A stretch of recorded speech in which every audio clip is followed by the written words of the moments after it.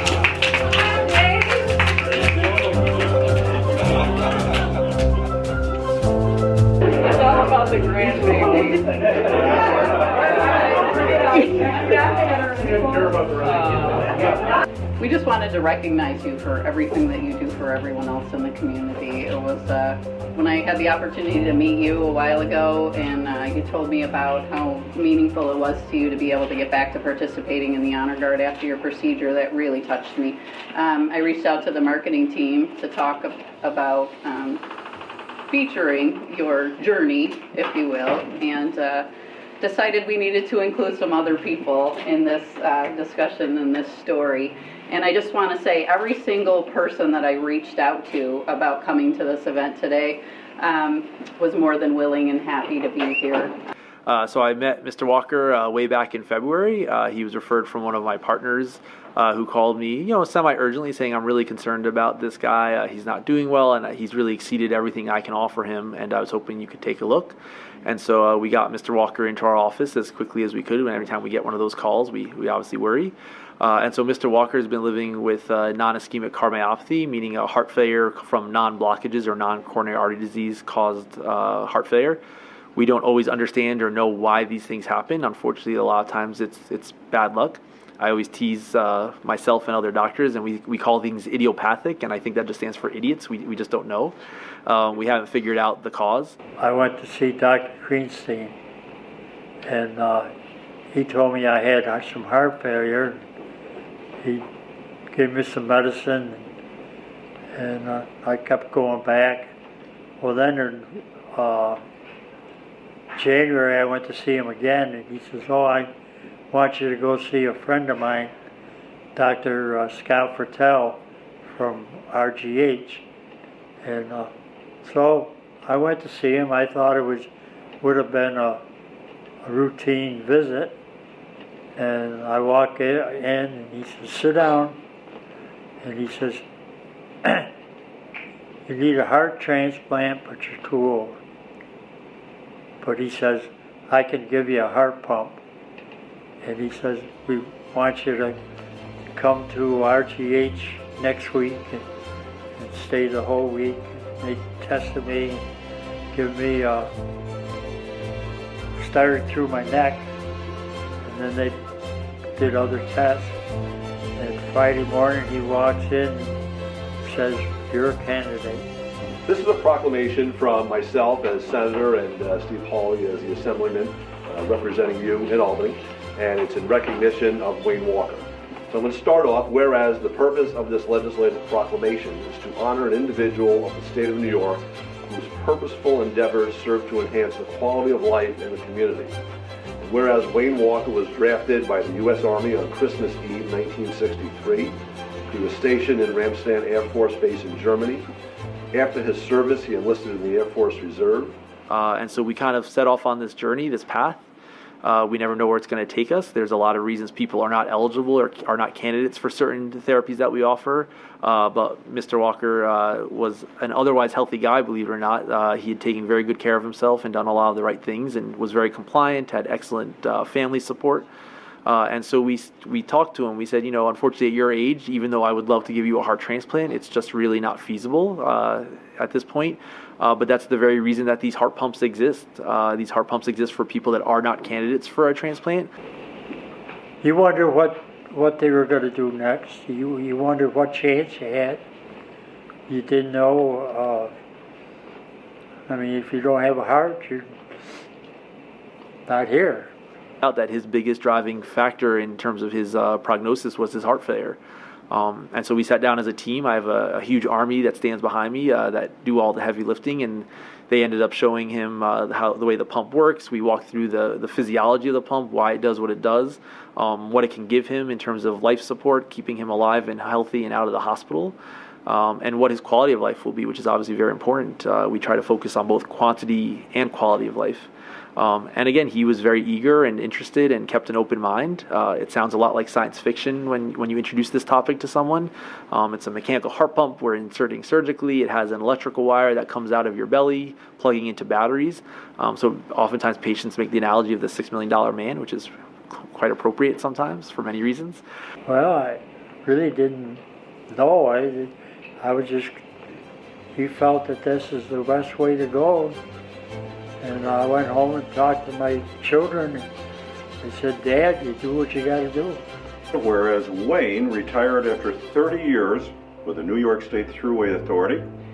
He also drove school buses for 10 years for both the Caledonia and the Oakfield, Alabama school districts. Mr. Walker also worked delivering buses for Leonard Bus Sales in Bergen and at Derrick Monument in Leroy. And whereas Wayne has always been committed to serving his community, his church, and his family. Since age 18, he has been a dedicated member of the Bethany Fire Department, many of whom are here today, working his way all the way up to chief. He was a great case. He did really well with the surgery. He flew through it. He was very motivated. We had him out of the hospital in a very short period of time. He needed a very short stay at rehab.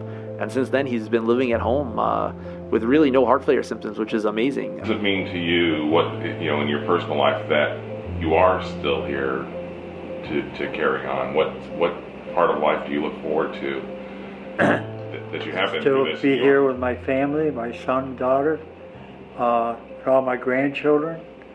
I have 2 grandsons, one for my daughter, one for my son, and I have a granddaughter that my wife, she passed away about 10 years ago because of breast cancer. So, and she was very close to my granddaughter. Well, since she's not here anymore, I kind of stepped in, and we're very close. In fact, I'm close to all of it. Plus also, my grandson, I have a great-granddaughter, and I think she got us through this whole thing. Because when I had my surgery, my grandson was in a construction accident. He had to have his leg amputated, and he went to New York City, and they took a rod and put up in the bone, and he had his surgery the day before I did. And 2 weeks before that, my granddaughter had her tonsils out. So, and my great-granddaughter pulled us through. Whereas throughout the years, he has had the love and support of his family, who's here today, his devoted father and grandfather. Are we keeping you awake there, honey? She wasn't doing that when I was talking. That's actually right. Fortunately, it's not, but it probably should be much more common if you look at the number of people in the U.S. that are struggling with heart failure and the huge critical shortage of heart transplants, and the fact that there are many limitations to heart transplant. This technology should be embraced much more widely and used much more than we are. We're thrilled to have it here at RGH, and we're hopeful that many more patients can benefit than who currently are getting it. Wayne is a patient. He really when we take patients into rehab, we think, what do they need to get to, where do they need to go to get to the life that they had before they had whatever brought them to us.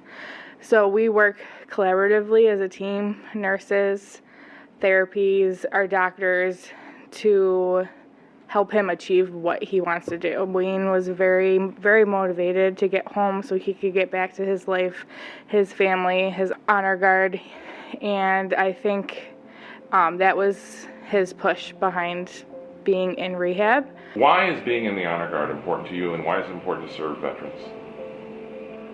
Because what it means to the family members that we cared to give their loved ones a farewell 21 gun salute, and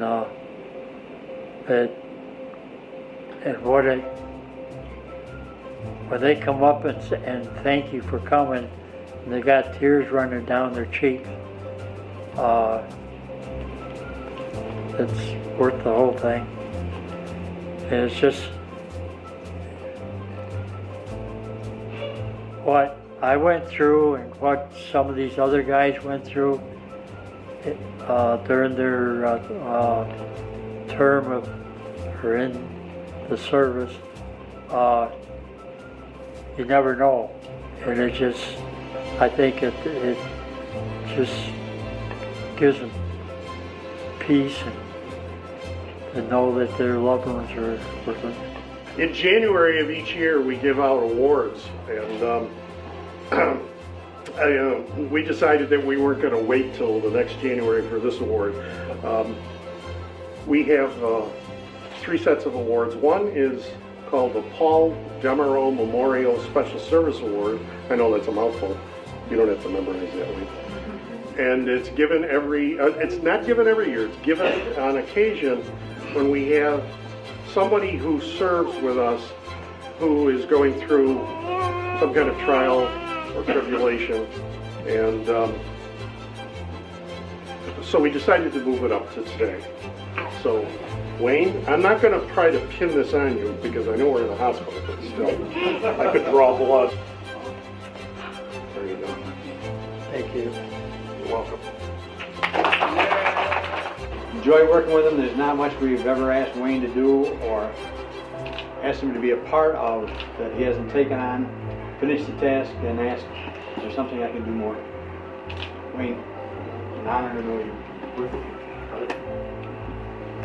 I'm Commander Leroy John Graney. I met Wayne 7-8 years ago now, I guess. And he was doing funerals, military honors with the Leroy Post. And I asked him one day, I said, we could use a few members at the Joint Veterans. He said, well, let's go. So now Wayne and I lug around oxygen.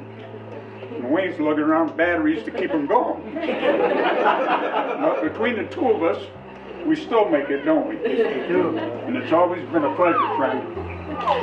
After he was up and going and walking, and he wanted to, the first thing he says, I got something for you, and he hands me a piece of paper. And it was a doctor's note to come back to work. And that was the first thing. He was so excited that he was able to come back and help. Wayne is still active in the fire service. He does our fire police, does a good job at it, shows up just about every call. And they will be inviting you and your family to attend their December meeting where they will provide you with a proclamation which will announce that March 5th of 2020, which is the 1-year anniversary of your procedure, will be known as Wayne Walker Day in the town of Bethany.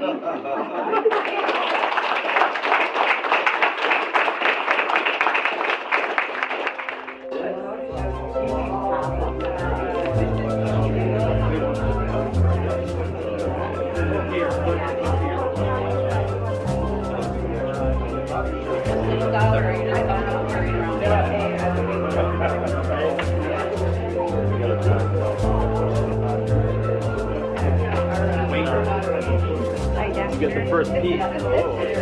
He's smiling. You got the biggest one. Wayne is a patient. Wayne is a wonderful, wonderful person. He's so humble. He's so motivated. He's only missed, I think, twice in maybe 26 times so far, and he always lets us know if he's going to miss. So usually to see Dr. Fitel or the honor guard. Or to do the honor guard. He'll even change times he comes to cardiac rehab so he can participate in his honor guard activities. He helps other patients. He will talk to them. He gives them encouragement. He's very quiet and very soft-spoken, and just a wonderful guy. He's just a pleasure to have. He makes the job easy, and he's a good example of why coming so often can really help him get better, and that's what his motivation is, to get better. It's easier for us to take care of him. And he probably tells us at least once a week, he said, if I didn't have this thing, he said, I wouldn't be here. And he's totally devoted to that little girl in there, his little great-granddaughter.